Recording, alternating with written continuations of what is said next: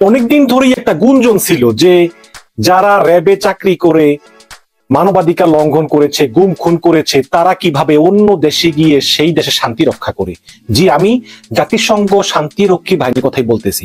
যে জাতিসংঘ শান্তি রক্ষায় যে বাংলাদেশি সেনাবাহিনীর অংশগ্রহণ এবং সেই বাংলাদেশি সেনাবাহিনীর ভিতরে যারা ইতিপূর্বে র্যাবে কর্মরত ছিল, তারা বাংলাদেশে অনেক মানবাধিকার লঙ্ঘন করেছে বলে তাদের বিরুদ্ধে অভিযোগ এবং গুম খুনের অভিযোগ আছে।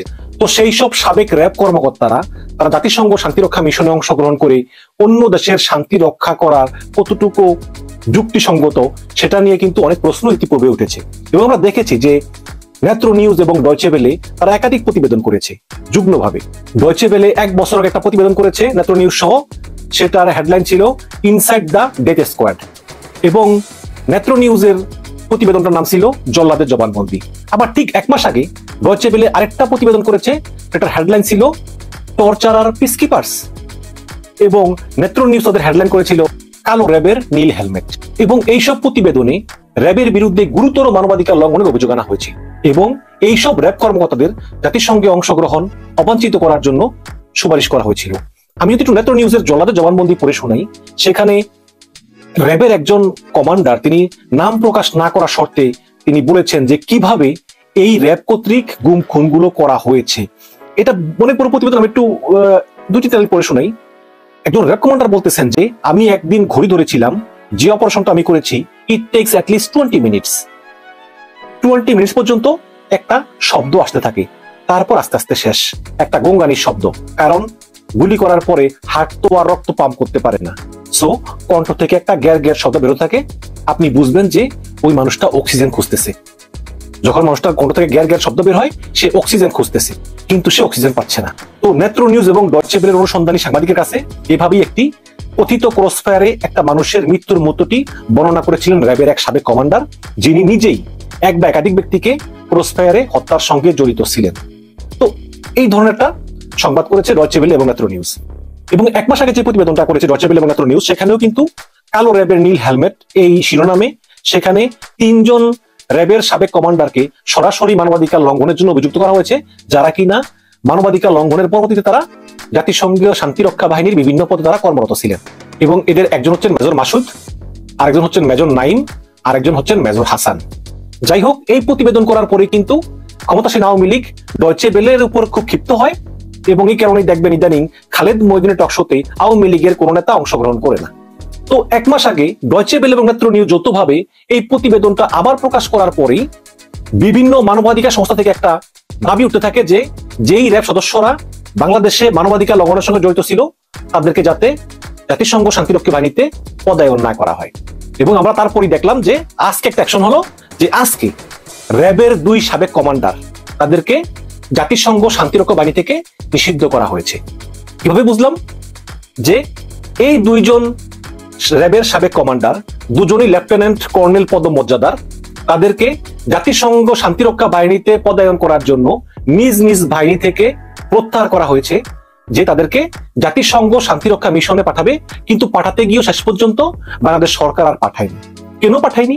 আমরা অনুমান করতে পারি যে জাতিসংঘ শান্তিরক্ষা মিশন থেকে বলা হয়েছে বাংলাদেশ সরকারকে যে না, এই 2 জনকে পাঠানো যাবে না, কারণ এরা র্যাবে কর্মরত ছিল এবং এদের বিরুদ্ধে গুরুতর মানবাধিকার লঙ্ঘনের অভিযোগ আছে। তো আমি একটু বাংলা আউটলুকের খবরটা পড়ে শুনি আপনাদেরকে। বাংলা আউটলুক ইদানিং খুব ভালো ভালো খবর দিচ্ছে। তো এই খবরটা হচ্ছে র্যাবে কর্মরত 2 সেনা কর্মকর্তাকে জাতিসংঘ শান্তি মিশনের আগ মুহূর্তে প্রত্যাহার। খবরটি করেছেন মুক্তাদির রশিদ। তিনি লিখেছেন যে elite force rapid action battalion র্যাবে কাজ করেছেন বা করছেন এমন অন্তত 2 জন সেনা কর্মকর্তার নাম সম্প্রতি জাতিসংঘের শান্তিরক্ষা মিশনে যাবার ঠিক আগ মুহূর্তে তালিকা থেকে বাদ পড়েছে। নিরাপত্তা বাহিনীতে কাজ করেছেন বা করতেন এমন 4টি সূত্র এই তথ্যটি নিশ্চিত করেছেন। দায়িত্বশীল সূত্র জানায় যে ওই সেনা কর্মকর্তাদের শান্তিরক্ষা মিশনে পাঠানোর জন্য নিজ নিজ ইউনিট থেকে প্রত্যাহার করা হয়েছিল, কিন্তু পরবর্তীতে মিশনে না পাঠিয়ে তাদের আবার নিজ নিজ ইউনিটেই ফেরত পাঠানো হয়েছে। তাদের মধ্যে একজন হলেন লেফটেন্যান্ট কর্নেল মশিউর রহমান জুয়েল। তিনি র্যাব 7-এর অধিনায়ক এবং র্যাবের গোয়েন্দা প্রধান হিসেবে কাজ করেছেন। 45 লং কোর্সের কর্মকর্তা মশিউর রহমান সেনাবাহিনীতে ফেরত গেছেন বেশ কিছুদিন আগে। সর্বশেষ বগুড়া ক্যান্টনমেন্টে কর্মরত ছিলেন তিনি।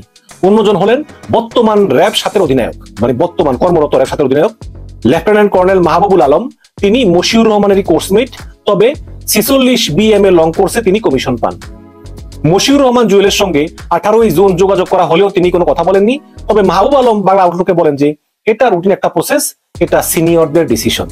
17ই জুন আন্তঃবাহিনী জনসংযোগ পরিদপ্তরের পরিচালক লেফটেন্যান্ট কর্নেল আবু হায়দার মোহাম্মদ রাসেলুজ্জামানের কাছে এই বিষয়ে মন্তব্য জানতে চাওয়া হয়, কিন্তু 7 দিন পরও আইএসপিআর এর পক্ষ থেকে কোনো মন্তব্য পাওয়া যায়নি।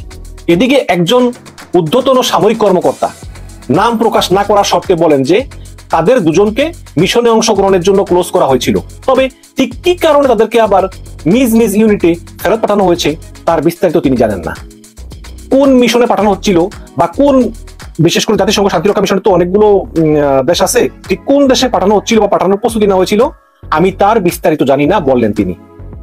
এই বিষয়ে বাংলাদেশের জাতিসংঘ কার্যালয়ে যোগাযোগ করেও কোনো তথ্য পাওয়া যায়নি। বাংলাদেশের অন্তত 2 জন কর্মকর্তা বলেছেন যে তারা মনে করছেন সম্প্রতি জার্মান রাষ্ট্রীয় সংবাদ প্রতিষ্ঠান ডয়চে বেলের অনুসন্ধানী প্রতিবেদনের পরিপ্রেক্ষিতে এই ধরনের সিদ্ধান্ত নেওয়া হয়েছে বলে তাদের ধারণা।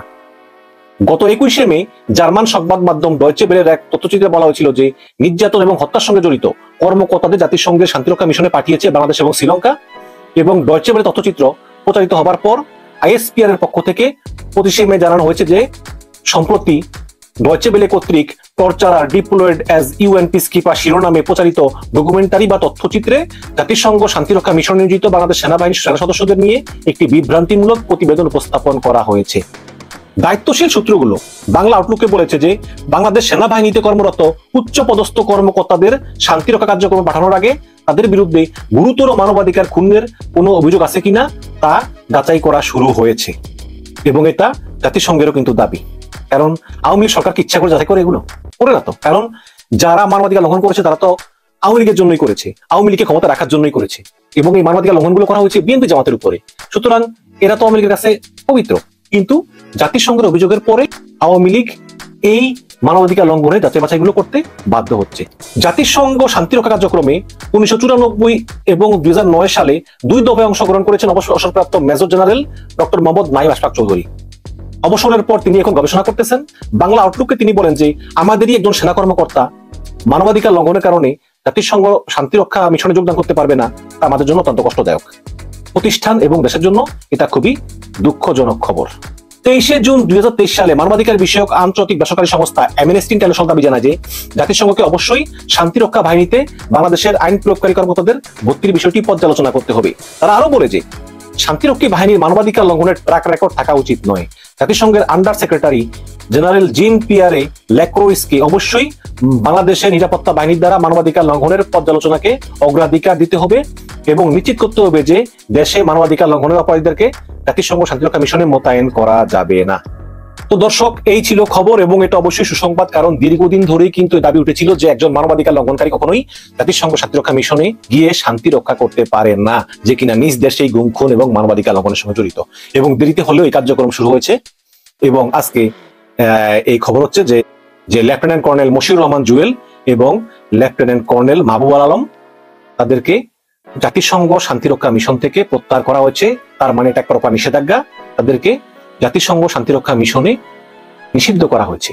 এটা অবশ্যই একটা সুখবর। এবং বাংলাদেশে যারা গত 14 বছর ধরে বা 15 বছর ধরে এই শেখ হাসিনার স্বৈরাচারী সরকারকে টিকিয়ে রাখার জন্য নির্বিচারে গুম খুন ক্রসফায়ার করেছে, তাদেরকে অবশ্যই শুধু জাতিসংঘ শান্তিরক্ষা মিশনে নিষিদ্ধ করলে কিন্তু হবে না, তাদেরকে বিচারের মুখোমুখি করতে হবে। এবং এগুলো দেখে যাতে পরবর্তী যারা সেনাবাহিনীর অফিসার তারা শিক্ষা পায় যে এগুলো করা যাবে না। এবং পুলিশেরাও কিন্তু অনেক ক্রসফায়ার করেছে, অনেক গুম খুন করেছে, তাদেরকেও শাস্তির আওতায় আনতে হবে। হয়তো যেই কয়দিন শেখ হাসিনা ক্ষমতায় আছে সেই কয়দিন হয়তো তাদেরকে এই শাস্তির আওতায় আনা সম্ভব হবে না, কিন্তু সরকার কখনো চিরদিন থাকে না, সরকার একটি পরিবর্তনশীল বিষয়। আজ হোক কাল হোক বিচার হবেই। বঙ্গবন্ধুর হত্যার বিচার যদি 40 বছর পর হতে পারে তাহলে এগুলোর বিচারও হবে। এবং জাতিসংঘকে আমি ধন্যবাদ জানাই অন্তরের অন্তরস্থল থেকে যে দেরিতে হলেও তারা যে গণদাবি এবং মানবাধিকার সংস্থাগুলোর দাবি যে যেই সব র্যাবের সদস্য গুম খুনের সঙ্গে জড়িত তাদেরকে জাতিসংঘ শান্তিরক্ষা মিশনে পাঠানো যাবে না, এটা দেরিতে হলেও জাতিসংঘ উপলব্ধি করতে পেরেছে এবং বাংলাদেশ সরকারকে চাপ দিয়ে সেগুলোর বাস্তব। আজকে ছোটখাটো কিছু বিষয় নিয়ে কথা বলবো, এর ভিতরে দুর্নীতির প্রসঙ্গ তো থাকবেই। যেমন ওবায়দুল কাদের সাহেব গতকালকে বলেছেন গুজব ছড়িয়ে আওয়ামী লীগকে দুর্নীতিবাজ বানানোর চক্রান্তে লিপ্ত বিএনপি। অর্থাৎ বিএনপি এখনো মারাত্মক অ্যাক্টিভ ওবায়দুল কাদের সাহেবের ভাষায়, এবং পুলিশকে ঢালাওভাবে আক্রমণ করা হচ্ছে, এটা ওনার বক্তব্য। অ্যাবসলিউটলি রং। আমি এ পর্যন্ত শুনি নাই যে পুলিশ বাহিনীকে করাপ্ট বলছে, গোটা পুলিশ বাহিনীকে যাদের নাম পাওয়া যাচ্ছে দুর্নীতিবাজ হিসাবে তাদের কথা বলছে। আজকে যদি আমি বেনজিরের দিকে তাকাই, বেনজির দুর্নীতিবাজ হিসাবে আলোচিত হচ্ছে। সরকার কিন্তু তাকে বানিয়েছিল অত্যন্ত চৌকস একজন অফিসার হিসেবে, মেধাবী ও লোক হিসাবে, কিন্তু আমার কাছে তাকে মেধাবী একটা ডাফার মনে হয়। কেন মনে হয়? কারণ তার আগে যারা আইজিপি ছিলেন তাদের ভিতরে কেউ কেউ এমপি হয়েছেন, কেউ আবার কারো ভাগ্যে জুটেছে অ্যাম্বাসেডর হওয়ার মতো। সেই আইজিরা কি অসচ্ছল? সেই আইজিরা কি ধোয়া তুলসী পাতা ছিল? আমি তাদের নাম বলছি না, বাট সীমার মধ্যে ছিল। আপনি বেনজির সীমার বাইরে চলে গেছেন, যার জন্য আপনার এই দুরবস্থা। তো এখন প্রশ্ন হচ্ছে যে এই যে কথাটা বলতেছেন, এবং বলতেছেন বেনজির, আজিজ এবং এনবিআর এর কর্মকর্তা, আরেকজন ডিআইজি জামিল হাসান। ইন্টারেস্টিং ব্যাপার, লক্ষণীয়, আমরা এতদিন আলাপ করতাম মৃত দুর্নীতিবাজ নিয়ে। মৃত দুর্নীতিবাজ বলতে যারা রিটায়ার্ড করেছে, যেমন বেনজির সাহেব, আজিজ সাহেব, কিন্তু ইদানিং আলোচনা হচ্ছে জীবিত দুর্নীতিবাজদেরকে নিয়েও। তার ভিতরে একজনের নাম পাওয়া গেল এনবিআর এর, সে কি এনবিআর এর যা তা কথা নয়, সে এনবিআর এর কাস্টম ভ্যাট এক্সাইজের অ্যাপিলেট ট্রাইব্যুনাল যেটা আছে সেটার চিফ, মানে চেয়ারম্যান। মানে উনি কিন্তু বিচার করেন। সে হয়তো কোর্ট কাছারির মতো খুনি আসামিদের বিচার করে না, বাট তার কাছেও বিচার, তার বিচারের মাধ্যমে দেশের রাজস্ব আয় হয়। কিন্তু যে পরিমাণ সম্পদ সে বানিয়েছে, তাহলে আপনি কল্পনা করুন রাষ্ট্রকে কোথা থেকে কতখানি বঞ্চিত করেছে। রাষ্ট্রকে বঞ্চিত করে ব্যক্তি ধনী হয়, তাদেরকে সাপোর্ট করে এই সরকার। বেনজির রাষ্ট্রকে বঞ্চিত করে নিজে ধনী হয়েছে। প্রত্যেকটা লোকই কিন্তু যার যার এলাকায় একজন শাসক, আর শাসক মানে তার ভিতরে কিছু বিচারকের গুণাগুণ থাকতে হয়। ডিআইজি জামিল হাসান সম্পর্কে পাওয়া গেল রিসোর্ট করতে জমি কিনেছেন 120 বিঘা, 30 বিঘা জমির উপর বাড়ি, 36 বিঘার উপরে গরুর খামার এবং হাট, ঢাকায় 2টি ফ্ল্যাট, 4টি বিলাসবহুল গাড়ি। অদ্ভুত। আর এদের পক্ষে সরকার কিভাবে ছাপাই গায়। কিছুদিন আগে বেনজির সম্পর্কে বলা হয়েছে যে বেনজিরের দুর্নীতি এখনো তাকে দুর্নীতিবাজ বলা যায় না যতক্ষণ তার সে কৈফিয়ত না দেয়, কিংবা তার আত্মপক্ষ সমর্থন না করে, কিংবা দুদকে গিয়ে এসে যাওয়া। মানে অদ্ভুত। তাহলে যে পত্রিকায় রিপোর্ট আসলো, ইউটিউবে আসলো, সব ফলস। তাহলে আওয়ামী লীগের ইউটিউব কোথায়? তারা কেন রাস্তায় মিছিল করে না যে বেনজিরের বিরুদ্ধে যা বলা হয়েছে মানি না, মানবো না? কেন বলে না? আর যেই স্বরাষ্ট্রমন্ত্রী বললেন যে বেনজিরের এই এখনো দুর্নীতিবাজ বলা যায় না, তার যতক্ষণ পর্যন্ত সে তার জবাব না দেয় বা রিপোর্ট না আসে, এটা যদি সত্যি হয় মেনে নিলাম, তাহলে আনার যখন কলকাতায় হত্যা হয় আমরা কি করে বলে ফেলি যে ওইটা এখানে অন্য কোনো দেশে কেউ না, বাংলাদেশের এই জড়িত, তদন্তের তও শুরু হয় নাই। আবার যদি উল্টা দিকে আসি, আমরা যখন দেখি যে মাদকাসক্ত সন্তান কিংবা কিশোর গ্যাংয়ের সদস্য সন্তানের বাপ মাকে ইঙ্গিত করে বলা হয় আপনারা আপনাদের সন্তানের দিকে কেন খেয়াল রাখেন না, তাদেরকে মনিটর করতে হবে, এটা আপনাদের নৈতিক দায়িত্ব। আমি আমার সন্তানকে মনিটর করবো, আমার ছেলে কি মাদক নিয়ে বাইরে যায় নাকি বাইরে থেকে মাদক নিয়ে ঘরে ঢোকে, আমার ছেলে কি কিশোর গ্যাংয়ের মেম্বার হয়ে বাসাতে বের হয় নাকি বাইরে গিয়ে কিশোর গ্যাংয়ের মেম্বার হয়ে বাসায় ঢুকে। তারপরে তর্কের খাতিরে ধরে নিলাম, যদি আপনারা বলেন আমরা মেনে নিলাম যে ঠিক আছে গার্জিয়ানের দায়িত্ব।